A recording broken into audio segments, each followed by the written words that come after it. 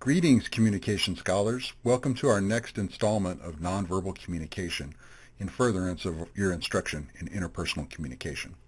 Today we're going to talk a little bit about microexpressions, and we're going to be looking at microexpressions from both kind of a theoretical and practically applied standpoint. So let's get started. Some microexpressions are a little bit easier to read than others, but by definition, microexpressions are something that happen pretty quickly. Some of them can flash across the face for less than a fifth of a second, and a lot of communicators are really good at hiding microexpressions, and they have poker faces. For the most part, you can't see a whole lot of what's going on. One of the co-discoverers of microexpressions was Dr. Paul Ekman, and he got a PhD in clinical psychology from Adelphi University. He is one of Time Magazine's 100 most influential people, ranked the 15th most influential psychologist by the American Psychology Association, a world expert in deception detection, the discoverer, one of the co-discoverers of microexpression. The inspiration behind the hit series Lie to Me, which is streaming on multiple platforms, and the discoverer of universal human facial expressions in 1968. He also runs a website that bears his name, and he will train you up on how to properly read microexpressions if you will pay him a nominal fee. And that's Dr. Paul Ekman. I highly encourage students who are more interested in nonverbal communication to seek out his writings. I've made sure that there's a couple of them available in our library, or you can interlibrary loan those, and much of it is available online as well. You can read those on various different platforms. I would also encourage you to watch Lie to Me. I think it's kind of a cool series. They have a lot of nonfiction content that's also included within the sort of fictional kind of things. And go figure, I would really enjoy Lie to Me. It's about a communication researcher or a behavioral scientist whose knowledge of nonverbal communication translates into the ability to solve problems and crimes, and chase after murderers, and help corporations, and kind of fly all over the place, and get into adventures and solve them using nonverbal communication. So of course I thought it was awesome. I highly recommend Lie to Me. Paul Ekman, when he discovered universal human facial expressions, had kind of a quandary. He wanted to talk to existing populations that didn't really have a whole lot of recorded written language, and he isolated he identified a couple of populations in Polynesia and Micronesia who had been conquered by the French. And they had sort of some, French, kind of oral tradition, and a lot of people did speak French on the island, but they never adopted French writing, and they were actually in the process of kind of constructing their own sort of written language. So he thought that culture, who had not been as exposed to written communication and to textual communication, would be the best place to get a baseline for human facial expressions, and that might inform microexpressions in some way. So he visited Polynesia. He asked folks to engage in emotions. He asked them to think about things, and he recorded their very honest facial expressions, and was able to determine that there's essentially 7 universal human facial expressions, and we're going to talk about those for most of the rest of the video. What got Dr. Ekman started looking at this was he was talking to clinically depressed veterans who claimed that they were doing fine, and that they didn't have any problems because they didn't want to be discharged from the military for admitting that they had PTSD during the Vietnam era, and they later subsequently committed suicide. The fact that these patients pretty universally said that they were fine, and then later went on to take their own lives, inspired Dr. Ekman to go back and look at the videotape of the sessions, and he was able to determine that all of those veterans who had told him that they were just fine were doing an incredible amount of concealing of their real emotions in their face. And that led him to study these different populations in an attempt to decode microexpressions. So to begin with, there where you're at, either type into your word processor or into your phone, into your tablet, whatever it is that you're recording with, or get a piece of paper and write these emotions down on a piece of paper. Anger, fear, sadness, disgust, contempt, surprise, enjoyment. Now, look at the slides that follow and match the photographs with the emotion on your scratch paper. Each emotion has unique signals, subtle and easy to miss facial expressions that signal when an emotion is just beginning or when it's just being suppressed. We will go through each one of these photographs and deconstruct them.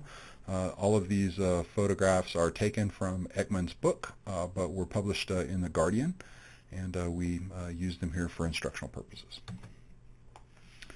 So this first lady, what do you think she's experiencing? And again, those are anger, fear, sadness, disgust, contempt, surprise, and enjoyment.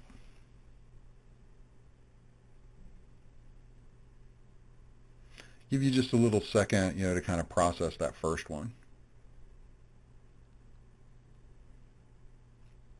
Feel free to pause this video right here and look at all 9 of these and work out your answer to each one of them.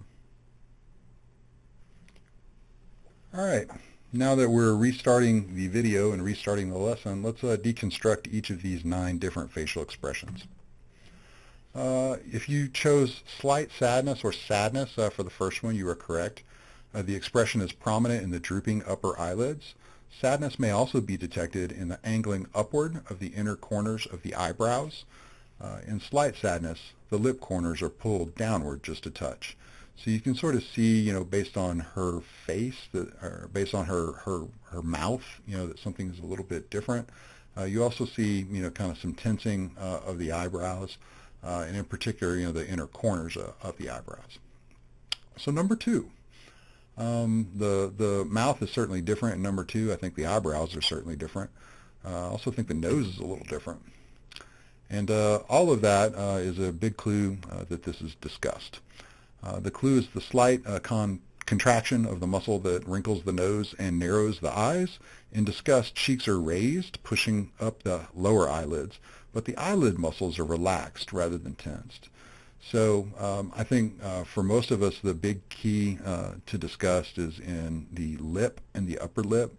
And if you've ever taken a whiff of something that was expired in the refrigerator and it smelled really gross, you make sort of a wow, that's a really gross sort of face with your nose, and that is the key indicator of disgust. So if you see sort of a little, kind of a flare there where they're, raising that upper, lip and showing you, some teeth, that's a pretty good show of disgust. If you chose enjoyment, you are correct. In genuine enjoyment, the cheeks are raised and the eyebrows drawn down slightly. A broad smile pushes up the cheeks and gathers the skin under the eye, narrows your eye aperture, and even produces little crow's feet there at the corner of your eyes. So we have involvement in the eye. That looks like it's a real, legitimate smile, but it's not, a huge, broad grin. But we can tell that that's a smile, and that looks like, she's relatively pleased. And in fact, I think that's probably the most genuine smile that she gives us in these, series of 9 photographs. Number 4. Number 4 is slight or highly controlled anger. The only clue is the slight pressing and narrowing of the lips. This can be done, one of the earliest signs of anger, alerting you before matters get irreversible. Other signals are tensed eyelids, eyebrows lowered and drawn together, and lips pressed together. The lips pressed together, for me, is the really big one. That is highly controlled anger. That is a person who is well aware that they are thinking thoughts that if they were to verbalize them would cause problems. So they are pursing their lips, they're pushing those things together in an actual effort to kind of, bite their own tongue or bite their own lip so as to not speak what's on their mind. They are angry, and you get the sense that she's aware that the next words out of her mouth might result in her termination, from her place of employment. You can tell that she's really upset about something, and that's why she's pursing those lips together. Also, you can kind of tell, based on her eyes and her eyebrows and how closely together, those are coming, that she is definitely controlling her anger, but you can kind of see it there in her brow. Number 5, this is slight or highly controlled fear. The most common mistake is to interpret this as a sign of disgust. The clue to fear is the slightly stretched lips. Other signs of fear are raised upper eyelids and tensed lower eyelids. So the eyelids there are kind of opening up. She's trying to take in visual cues. To do that, you try to open your eyes so that you can take in more information. However, she looks like maybe there in her lips she's definitely showing the fear. That's that I'm afraid that I just locked my keys in my car, or gosh, I'm afraid I just hit send on that reply all email, and ooh boy, I didn't want to send that, right? So it's fear. It's kind of like that, oh no, sort of kind of thing that's happening. Number 6, this is masked anger. The person looks happy because of her smiling lips, but the eyebrows don't fit the enjoyable emotion. This could either be an attempt to mask anger with a happy smile, or a blend of anger and enjoyment or amusement. We also note, here that there's, kind of a breakdown in some of the bilateral symmetry in her face. The smile appears to be kind of less developed over here on our right-hand side, and it appears to be a little more developed or a little more broad over here on the left. Typically, asymmetrical facial expressions really give us cause to doubt that particular facial expression. So the fact that it's really broad on one side and kind of not so big on the other means that that's more likely we should just disregard that, and we should go with kind of the actual sort of emotion that we're seeing, which seems to be more prominent, and that's what's going on with her eyebrows. And the enjoyable kind of affect on her face does not fit her eyebrows. I see this facial expression a lot in people who are being sarcastic, or think about her agreeing to something and saying yeah right, and then shooting you that look. To me, that seems really appropriate, that it's either masked anger or it's sarcasm that's meant to kind of undermine the fact that she's agreeing to something by showing you that her emotional state really doesn't necessarily agree with whatever it was that she just agreed to. 7, I think, is a really interesting one. This is fear or surprise. The eyelids and the eyebrows are important in differentiating between fear and surprise. Again, the eyes in fear and or surprise are attempting to take in visual stimulation. Over 70% of your brain is dedicated to your visual processing, and that visual processing is what you kick on during times of uncertainty. And when we get surprised or when we're afraid and we get that big adrenaline rush and we get fight or flight, our brain tells our eyes to take in as much visual stimulus as is possible. A lot of people report about the phenomenon of slow time. They say that right before we got into the accident, it was like everything stood still. The reason for that is because when you sleep, you pare down your memories from the day. When you get into a dangerous, life-threatening situation, your brain doesn't record things into short-term memory and then log them from your short-term memory into the long-term memory at night when you sleep. Instead, when you're surprised during a life-threatening situation, your brain kicks on and automatically begins recording things to your long-term memory. One of the ways that it does that is it activates the eyes, and it has those eyelids, kind of open up, those eyebrows raise, and you have the ability to take in more visual stimulus in case you need to remember this for the future. So a survival mechanism that we developed, many years ago as our cerebral, as our visual cortex became a much bigger part of our brain. This is contempt, smug, or disdainful. And again, there's something going on with the bilateral symmetry here, right? We have kind of a turned, sort of down or sort of slightly stretched lip over here on our right, and then we have a much broader, kind of lip, sort of stretch over here, grin towards the left. And if you think about a bilateral line of symmetry just kind of going down, through her nose, that's an uneven facial expression. So it's contempt, it's smug, or disdainful, and the tightening of one lip corner signals this set of related emotions. When the tightened lip corner is combined with a bit of a smile, this produces a smug, contemptuous look. So, it's kind of a little half-crooked smile, and that typically conveys smug or conveys contempt or disdainful. Another thing I think that's interesting about number 8 is the chin. And if you look at the chin is held higher in shot number 8 than it is really in any of the other accompanying shots. And that is because people oftentimes, sort of show their disdain for others or their contempt for others by elevating their head, really high, and kind of by putting, quote, their nose in the air. Well, that's a phrase, that folks used to say, to other folks. It's like, why you got your nose so high, or hold your head up high. You don't have anything to be ashamed of, right? Well, if you don't have anything to be ashamed of, it's not a far, kind of throw from there. You're ashamed, you hold your head low, the amplitude or the pitch of your chin is down, and it's closer, onto your chest, versus you're prideful and maybe you're a little contemptuous or smug. You might elevate the amplitude of your chin up just a little bit in relationship to your normal affect or to your peers, and that may be signaling that you have contempt for others or for a situation. So always pay attention to where people's chins are as you're attempting to interpret some of these nonverbal communications, in particular the micro expression of contempt. And then finally, number 9.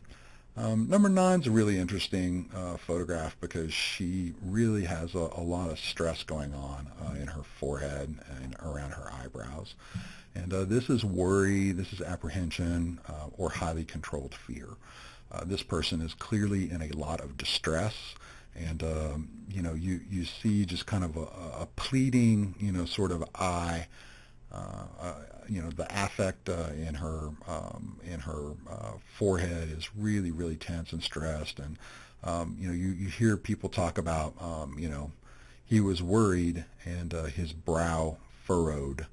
A furrowed brow is highly controlled worry or apprehension, or you're just really upset about something and kind of anxious about the future. So this is a worried or an anxious or an apprehensive sort of facial expression.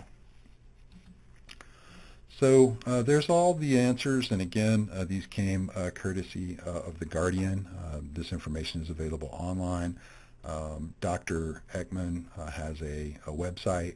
Here we see these 7 universal facial expressions that Dr. Ekman discovered by looking at first Polynesian folks, and then he triangulated those findings with Japanese and American college student populations, and came to the conclusion that there were 7 basic universal facial expressions, and here we have all of them listed. We have anger, contempt, disgust, fear, happiness, sadness, and surprise.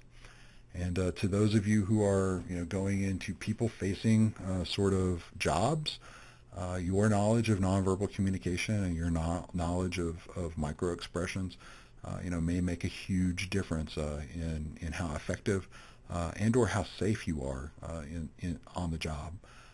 It's certainly no exaggeration to state that a police officer's understanding of nonverbal communication and microexpressions might mean the difference between them coming home and not coming home.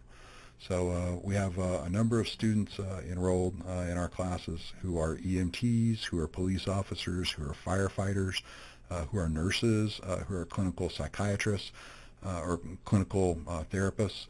We have all sorts of folks enrolled in our classes who are studying to engage in those careers. And a knowledge of nonverbal communication will serve you well in all of those careers. It will also serve you really well if you're just sitting behind a desk, working with a computer. I hope that you got something useful out of our exploration of microexpressions. Remember, some of them are easier to read than others, but you should really invest some effort in growing your ability to understand and interpret microexpressions. I think that you'll be really pleased with the results.